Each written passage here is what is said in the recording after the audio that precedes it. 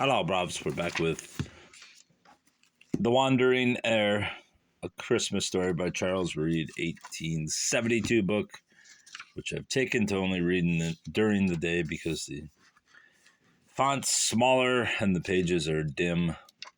This rather short book, 206 pages, already 1/7 of the way through. This is the third part of the first chapter that I broke up myself. Child, said the man, I know that my lady Altham sojourned with her friend Alderman King, but you are not fit to go there, so come you home with me. So he took him home and bade his wife clean him and lend an old suit of his son that was away at school. The wife complied with no great cordiality, and Farrell sent a line about him to Alderman King, and then called at the alderman's house and asked for my lady Altham. Nay, said the alderman, my lady sailed for England a se'night ago, whatever the hell that word is. But Master Farrell, what tale is this you bring me? Why, my lady never had a son. Oh, cried James, as if he had been struck. Farrell looked blank, but said, Sure your worship is mistook. I tell ye, Master Farrell, she was 8 months in this house and spoke of all her troubles, and she never breathed a word about a son of hers, did she, Mistress Avick? Turning to his housekeeper. She did to me, sir, said the woman coolly. My lady was my countrywoman, and opened her heart to me. She spoke once of her son, and said the greatest of her grief was she could never see him. Here the alderman was called away, and Farrell took James home in tears. Keep a stout heart, sir, said he. Your mother is gone, but I'll soon find your father, if he is above ground. Farrell wanted to keep him, but his wife would not hear of it. We have lost above 50 L by that Lord Altham already. I have none of his breed in this house. Bad scran to the dirty clan of 'em. Now, Farrell had a friend, a very honest fellow, one Purcell, so he told him the whole story one day over a pipe. Let me see him, said Purcell. If I like his looks, why, we can afford to keep something young about us, but I must see him first. So these two went to one likely place and another, and presently Farrell saw Jemmy in Smithfield riding a horse, and pointed them out to Purcell. Stand you aside, said Purcell, and be not seen.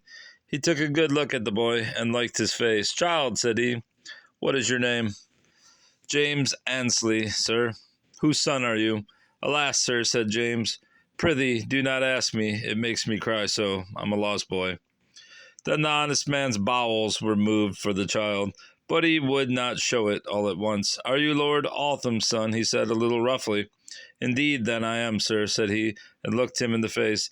Then, says Purcell, still a little roughly, get off that horse, for if you will be a good boy, I'll take you home with me, and, says he warmly, you shall never want while I have it. Then Jemmy stared at him, and the next moment fell on his knees in the marketplace, and gave him 1,000 blessings. For, oh, sir, said he, I am almost lost, and he trembled greatly. Have a good heart, sir, said Purcell, and took him by the hand, all shabby and dirty as he was, and brought him home to his wife that was busy cooking, being a right good housewife. There, says he, Mary, here's a little gentleman for thee. So she looked at him and smiled, and asked who he was. Thou'lt know anon, said he, but take care of him as if he was thine own. Now she was not like Farrell's wife, but one that had a good man and knew it. Go thy ways, said she, and gave him a merry push, and come thou here no more till supper time. Then he went away, and she soon had a great pot on the fire, and made the boy wash in a 2-eared tub, and put decent clothes on him, and drew all his history from him, with her kind words and ways. And when the honest man came home, he started at the door, for there sat his wife knitting in her best apron, and there sat a lovely little gentleman with golden hair leaning on her shoulder, and they were prattling together. And one was my child, and the other was Mammy already. It was the happiest fireside in Ireland that night, and it deserved to be. Here was a respite to all James Ansley's troubles. He knew, he grew, he fattened, he brightened, he loved his Mammy and stout John Purcell, and they loved him. Unfortunately, Farrell found out Lord Altham at Inchicore, and went to dun him, and told him about Jemmy. Lord Altham was shocked and promised to remunerate both Farrell and Purcell as soon as he could raise money. Meantime, he blustered to Miss Gregory, and she must have told Richard Annesley. For one September afternoon, there walked into Purcell's shop a gentleman with a gun and a setter, and inquired, "Is there not one Purcell lives here?" "Yes, sir," said Purcell, "I am the man." Then the gentleman called for a pot of beer and sat down by the fire, inviting Purcell to partake. When the gentleman had drunk a drop, he asked Purcell if he had not a boy called James Annesley. Purcell said yes, and the gentleman said he desired to see him. Now Jemmy had been ailing a little, and was in the parlour with Mrs. Purcell in an armchair by the fire. So Purcell went in to tell him, and found him in tears. "Why, what is the matter?" said Purcell. Says the boy, "It is that gentleman. The sight of him has put such a dread on me, I don't know what to do with myself." "Nay," said Purcell, "the gentleman is civil enough. Come and speak to him." So he came very unwillingly. The gentleman said, "So, James, how do you do?" The boy answered stiffly, "Sir, I thank you, I am pretty well." The gentleman said, "I am glad that you have fallen into such good hands." The boy said gravely, "Sir, I have reason to thank God for it. They are kinder to me than my own kin." The gentleman said he must not say so, and asked him if he knew him. "I know you well," said he. "You are my Uncle Richard Annesley," and at the first opportunity slipped back to his mammy, as he called her. He was all trembling, and she asked him why he was so, and he said, "That's a wicked man. He hates me. He hates me.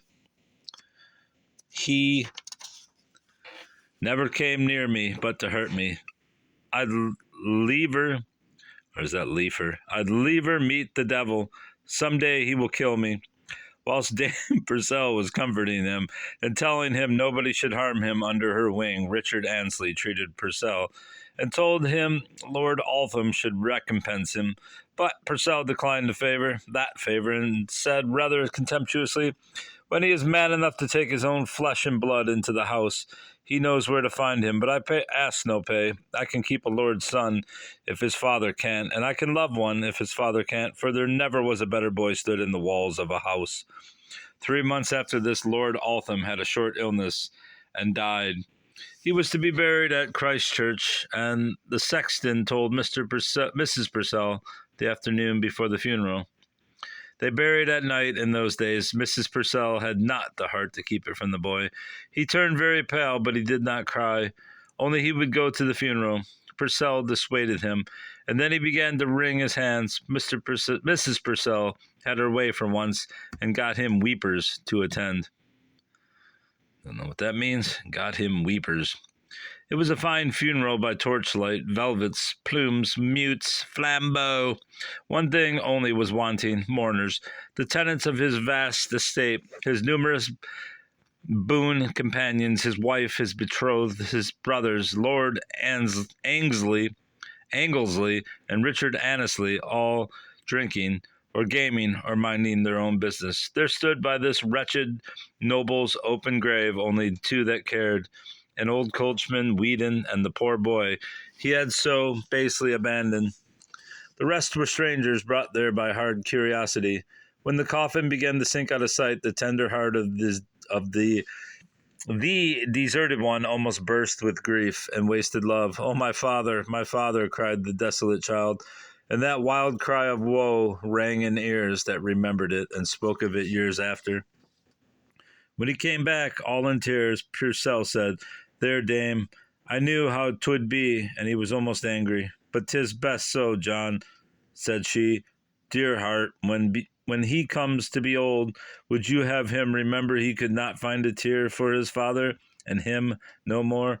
"Oh, mammy," said James, "only one old man and me to weep for him. Those he loved before me never cared for him," and then his tears burst out afresh. A day or two after this, a message came to James Annesley that his uncle wanted to see him at Mr. Jones's in the market. The boy refused to go. "It is not for any good, I know," said he, but he consented to accompany Mr. Purcell if he would go armed. Stout-hearted Purcell laughed at his fears, but yielded to his entreaties and took a thick stick. James held him fast by the skirts all the way. In the entry to Jones's, three fellows slouched against the wall. Oh, thought John Purcell. Mr. Annesley met him, and Purcell took off his hat, and Mr. Annesley gave him good morning, and then without more ceremony called to one of the fellows to seize that thieving rogue and take him to the proper place. Who do you call a thief? Said Purcell sternly. Confound you, says the gentleman. I am not speaking to you. Then he ordered the fellows again to take Jemmy away. But Purcell put the boy between his legs and raised his stick high. The first of you, said he, lays a hand on him, I'll knock his brains out. Hearing him raise his voice in anger, one or two people came about the entry, and the bully sneaked off. You a gentleman, said John Purcell, and would go to destroy this poor creature you were never man enough to maintain? Go you and talk to his nurse, said Richard Annesley spitefully. She knows more of him than you do. This is idle chat, said John Purcell. He has neither father, mother, nor nurse left in this kingdom but my dame and me. Let us go home, Jemmy. We have fallen in ill company.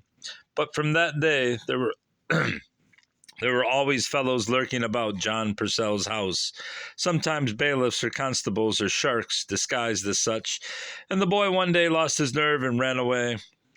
He entered the service of a Mr. Tighe, and sent word to Purcell that his life was not safe so long as his uncle knew where to find him, and he also feared to bring him and his mammy into trouble.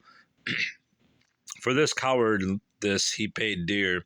He had been watched, and an opportunity was taken to seize him one day in the open street by men disguised as bailiffs on a charge of theft, and instead of being taken to a court, he was brought into Richard Annesley's house. Richard Annesley charged him with stealing a silver spoon. The boy was quiet till he saw that fatal face, and then he began to scream and cry. He will kill me or transport me. Annesley's eyes glittered fiendishly. Thou knave, said he, I have been insulted enough for thee, and my very title denied me because of thy noise. Away with him. Then the men put him into a coach and took him along the quay, screaming and crying for help. They will kill me. They will transport me because I am Lord Altham's son. And people followed the coach and murmured loud. But the men were quick and resolute, and while one told some lie or other to the people, the others got him into a boat and pulled lustily out to a ship that lay ready to cross the bar. For all this had been timed beforehand, and once on board that wooden hell, he had no chance. He was thrust into the hold. The law protected Englishmen from this in theory, but not in practice. Some agent of Richard Annesley indented James Annesley as his nearest friend, acting at his request, and the sole record of this act of villainy read like an act of plain, unobjectable business. He was kept in the hold and his cries unregarded. The ship spread her pinions and away. Then the boy was allowed to come on deck and take his last look of Ireland. He asked the sailor boy where they were going. Bound for Philadelphia was the reply. At the bare word, the poor little wretch uttered shriek upon shriek and ran aft to throw himself into the sea. The man at the wheel caught him by his skirt and had much ado to hold him till a sailor ran up and they got him on board again, screaming and biting like a wild cat. The gentle boy was quite changed by desperation, for Philadelphia, though it means brotherly love, in Greek meant white slavery to poor betrayed creatures from the mother country. Finally, after superhuman struggle and shrieks of despair so piteous that even the rugged sailors began to look blank, he went off into a dead swoon, and was white as ashes, and his lips blue. He is dead, was the cry. Lord forbid, said the captain. Stand aloof, ye fools, and give him air. Oh, humane captain, says my reader, but oh, good traitor captain would be nearer the mark. This Richard Annesley, to save his purse, had given the captain an interest in the boy's life. The captain was to sell him over the water and pocket the money. This fatal oversight elevated the human creature into merchandise. The worthy captain set himself in earnest to keep it alive, He fanned his merchandise, sprinkled his merchandise, and when his merchandise came to him with a stare and a loud scream, went off into heart-rending and distracting cries, he comforted his merchandise and gave it a sup of rum and water, and hurried it down into a cabin, and set a guard on it night and day with orders to be kind to it, but very watchful. This done, he gave his mind to sailing the good ship James of Dublin. But next day he was informed that the merchandise would not eat nor drink, but was resolved to die. Die, not a bit of it, drench him, said the stout-hearted captain. Drench him yourself, said the mate. I'm sick on it. Then the captain bade the cook prepare a savory dish, and brought it down to James. Eat this, sir, said he, as one used to be obeyed. The young gentleman made no reply, but his eyes gleamed. The captain drew his hanger with one hand, and stuck a two-pronged fork into a morsel with the other. Eat that, ye contrary toad, said he, or I'll make minced collops of thee. The boy took the morsel. So, said the captain, sneering over his shoulder at the mate. The boy spat it furiously in his face. May God sink thy ship, thou knave, that wouldst steal a nobleman's son and sell him for a slave. The captain drew back a moment like a dog a hen has flown at, and had hard work not to cut him in two. But he forebore and said, Starve, then, and feed the fishes. And so left the captain. The mate, who was at his back at the time, told the boatswain, young master was a nobleman's son and was being spirited away. And there was foul play in it. Some remarks were made which it was intended the captain should hear. He took them up directly. A nobleman's son, said he, but only a merry begot, and so given to thieving, he will do no good at home. Why, 'twas his own uncles shipped him for his good. This quieted the men directly, and from that moment they made light of the matter. When James was downright faint with hunger, the captain took quite another way with him, went to him and said he feared there was some mistake, and he was sorry he had been led to take him on board, but the matter should be set right on landing. No, no, said James, I shall be bound as a slave. May God revenge me on my wicked uncle.